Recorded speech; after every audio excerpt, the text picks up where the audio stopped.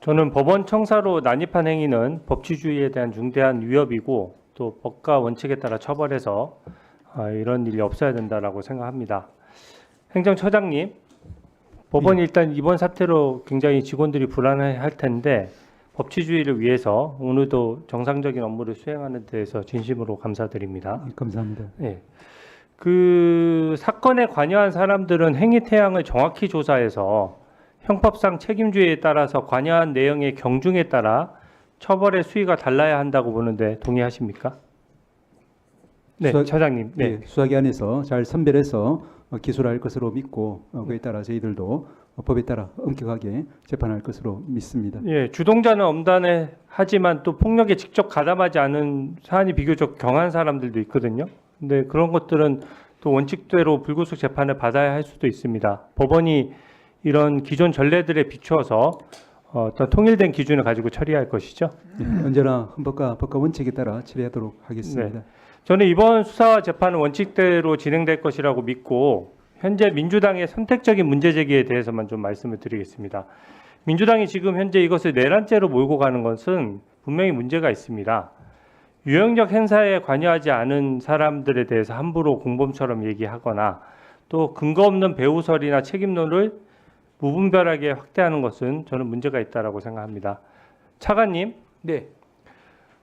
제가 종전에 그 대규모 불법 폭력 사태의 사례들을 좀 찾다 보니까 박근혜 대통령 탄핵 찬성 집회에서 민노총이 주도해서 민중 총궐기라는 것을 했었는데 네. 그 유혈 사태 있었던 거 기억하실 겁니다. 네. 네. 당시 사안도 매우 중했습니다. 민노총 조합원 다수가 밧줄, 강목, 쇠파이프, 방아물, 횃불을 미리 준비해서 차벽에 동원된 경찰버스 50대를 부수고 차벽을 넘어서 주요 기관을 향해 가려던 것을 또 경찰관이 막았었어요. 그러니까 경찰관들을 폭행해서 120여 명이 다쳤고 또 실제적으로는 민간인까지 해서 140명 정도 다쳤습니다. 또 경찰관이 탄 차량을 불태우려고도 했었어요. 당시 이 사건 기억하십니까? 네. 네. 그때도 직접 폭력 행위를 하거나 지시한 사람만 처벌했지 집회에 참여한 일반 국민을 뭐 폄하하거나 탄핵 찬성 집회를 주도했다라고 해서 뭐 민주당의 배후설 제기한 적 없었습니다. 그 당시에 그 사건에서 현장에서 51명이 현행범으로 체포됐었어요. 그리고 고교생 2명은 훈방 조치됐는데 이때 그러면 나머지 49명을 다 구속했냐? 제가 지금 들어오면서 언론 보도를 보니까 66명에 대해서 구속영장을 신청한다는 보도를 봤는데 물론 제가 사건 내용을 모르기 때문에 사건의 경중을 따졌을 거라는 생각은 듭니다.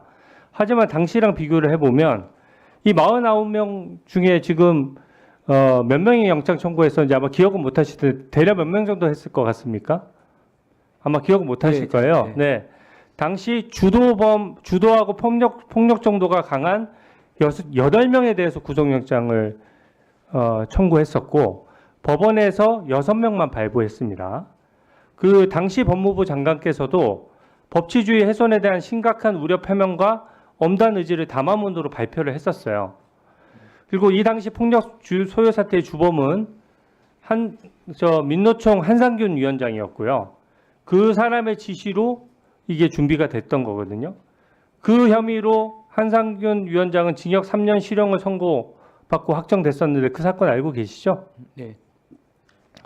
이게 밧줄 사다리를 사전에 다량 구입 배포한 민노총 간부가 구속되기도 했었고요.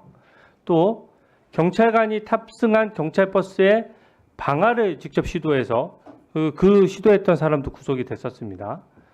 근데 당시 민주당의 이 사건에 대한 태도는 어땠습니까? 그때는 별다른 움직임이 없고 침묵을 했었어요. 근데 지금은 갑자기 내란죄라고까지 부풀리는 것은 너무 간극이 저는 크다라고 생각합니다. 특히 이재명 대표도 2017년 대선 경선 당시에 이 폭력 시위를 주도해서 징역 3년을 선고받은 민노총 한상균 위원장에 대해서 사면을 하고 고용노동부 장관을 시키겠다라고까지 했습니다. 그리고 거기서 더 나아가서 주한미군 철수를 감수하고서라도 민노총의 반미투쟁과 함께하겠다 이렇게도 얘기를 했었어요. 또 한상균 위원장에 대해서는 민주당 대변인이 선처기원 논평을 낸 것을 비롯해서 민주당 소속 의원 43명이 한상균 위원장에 대해서 석방탄원서를 내기도 했었습니다. 저는 민노총이라고 해서 무소불위 처벌 무풍지대일 수 없거든요. 그리고 얼마 전에 민노총 주도 집회에서 경찰관들이 폭행당했는데 이때도 역시 민주당은 침묵했습니다. 저는 지금 서부지법 사태나 어떤 사태에 대해서도 공권력이 이렇게 훼손되는 것에 대해서 단호히 반대하고 절대 방치돼서는 안 된다라고 생각하고 이 사건은 원칙대로 처리하시되 종전의 사례들과 일관성이 저는 있어야 된다라고 생각합니다. 동의하십니까? 네. 수사를 통해서 밝혀지는 증거 관계에 따라서 각자의 역할 분담이 규명이 되면 죄에 상응하는 처벌이 이루어질 수 있도록 수사기관이 최선을 다할 것으로 생각하고 있습니다. 네. 법원 행정처장님께 하나만 더 확인하겠습니다. 예. 저는 지금 현재 탄핵 재판하고 대통령 구속 수사의 좀 충돌 문제를 말씀드리려고 하는데요.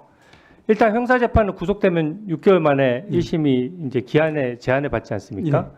그때 박근혜 전 대통령 같은 경우에는 그것 때문에 1년 가까이 일주일에 4번씩 재판을 열면서 많은 기회를 열었어요. 근데 당시에는 이게 현직 대통령에 대한 수사가 어려운 제명이었기 때문에 탄핵 재판이 다 끝나고 나서 탄핵이 인용돼서 전직 대통령 신분이 되고 나서야 이제 수사가 개시됐습니다. 그래도 일주일에 4번씩 재판 여는 게 굉장히 힘들었어요. 근데 지금 이 현재 윤석열 대통령에 대한 수사도 일주일에 한 서너 차례 열어야 6개월을 맞출까 말까 할 거거든요. 근데 또 탄핵 재판은 탄핵 재판대로 일주일에 2번씩 하는 겁니다. 그러면 그 윤석열 대통령 입장에서는 탄핵 재판을 포기하든지 형사 재판을 포기할 수밖에 없는 선택의 기로에 서게 되는 겁니다. 이게 기일에 있어서 그래서 제가 이 방어권 행사 부분에 있어서 이거는 전부 너무 기일이 촉박하고 길이 너무 많이 잡힌다. 두 개를 동시에 하는 거 누구도 불가능하다는 점을 지적하는 거거든요. 향후 재판에서 이런 점도 고려돼야 된다고 보는데 어떻게 생각하십니까? 예, 적어도 사법부 관할인 형사재판 영역에 있어서는 담당 재판부가 말씀하시는 피고인의 방어권 침해되는 일이 없도록 적절하게 법과 원칙에 따라 재판해야 될 것이고 또 그렇게 하리라고 믿습니다. 행정처장님, 예. 이재명 대표는 야당 대표로 총선을 지휘해야 되는 총선 기간에도 재판 연기를 안 해줬어요. 예.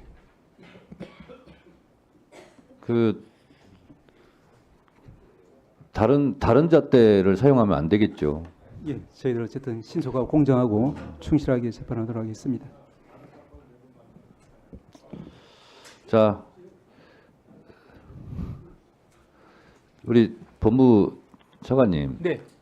주진우 의원 질의를 듣다가 생각해 보니까 이런 엄청난 사태가 발생했는데 최상목 권한 대행이나 아니면 우리 김서구 법무장관 대행이라든가 아니면 경찰이라든가 이 관계기관에서 그 흔한 대국민 담화 이런 거 하나 안 합니까? 아니 쭉 서가지고 보통 하지 않습니까? 단호한 의지 표명, 강력한 처벌, 뭐 이런 대국민 담화 같은 것도 안 합니까? 이런 엄청난 일이 벌어졌는데 그거 누가 하자고 제안한 사람 없습니까? 우리 법무차관? 네.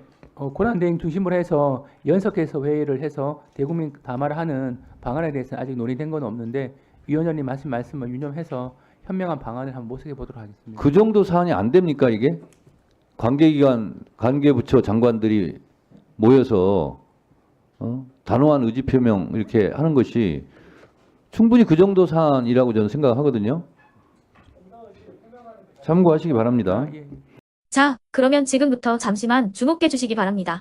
제가 구독자분들을 위해서 선물 하나를 준비했는데요. 제가 항상 여러분들께 드리는 말씀이 있습니다. 뉴스만 평소에 잘 챙겨보셔도 돈이 되고 돈을 벌 수 있다라고 말씀을 드렸는데요. 여러분들은 여기 보시는 삼성전자 뉴스를 보고 어떤 생각이 드세요? 아니면 정치인들의 뉴스, 날씨 뉴스를 보고는 어떤 생각이 드시나요?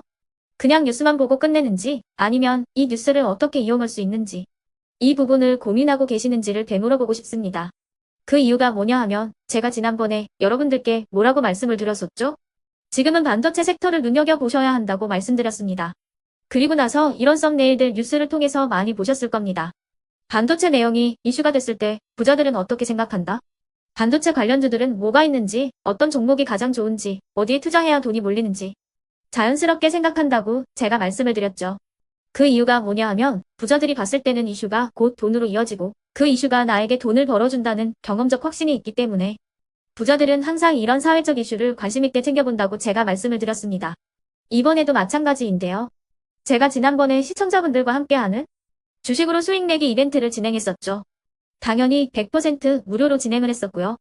여기 보시면 아시겠지만 제가 지난번에도 구독이라고 보내주신 모든 시청자분들께 반도체 관련주 중에 가장 크게 급등할 딱 한 종목, 많은 종목도 아니라 한미반도체 한 종목을 여러분들께 추천드렸어요. 그러면서 여기 나와 있는 대로 정확히 얼마에 매수해야 하는지, 그리고 수익률이 어느 정도 나왔을 때 팔아야 하는지를 이런 부분들까지 여러분들에게 정확히 알려드렸었는데 지금 실제로 어떻게 되었다? 오른쪽을 보시면 아시겠지만 제가 지난번 문자 발송으로 이 한미 반도체를 소개해드리고 나서 실제로 이렇게 5배 이상 어마무시한 상승이 나왔습니다. 100만 원만 투자를 했어도 무려 500만 원이 넘는 수익금이 생긴 거죠. 그래서 당시에도 굉장히 많은 분들이 제가 드린 이 한미 반도체로 수익을 내실 수가 있으셨을 텐데요. 다시 한번 축하드린다고 말씀을 드리겠고 이번에도 마찬가지입니다. 앞으로도 2024년, 2025년 계속해서 기대해볼 섹터는 AI입니다. 그 중에서도 AI 반도체는 그 누구도 부정할 수 없는 미래 성장 산업입니다. 그러면 우리가 어떻게 생각해 볼 수 있을까요? AI 반도체 종목 중에 앞으로 크게 대장 역할을 하면서 10배 이상 급등할 수 있는 템베고 종목을 지금부터 열심히 추적해야 한다는 겁니다. 큰 돈을 투자하지 않더라도 월급의 일부분 아주 소액이라도 이 종목을 모아가야 수백 %의 수익률을 손에 쥘 수 있는 것이죠.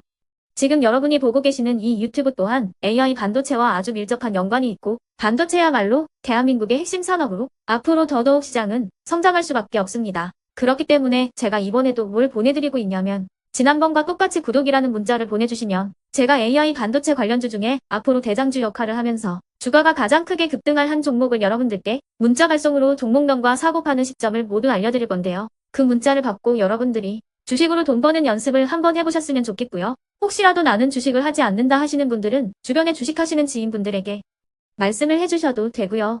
아니면 연세가 있으셔서 투자가 어렵다 하시는 분들은 이 종목을 자녀분들에게 한번 사봐라. 이걸로 한번 수익을 내봐라. 이렇게 조언을 해주실 수도 있는 거겠죠. 그래서 지금 이 영상을 보시는 시청자분들 중에 나도 이번 종목이 좀 궁금하다 하시는 분들은요. 누구나 상관없이 그리고 어느 시간대나 상관없이 부담 없이 010-2514-5930번으로 구독이라는 문자 보내주시면 제가 이번에도 똑같이 무료 추천 급등주 문자를 보내드리겠습니다. 이해되시겠죠?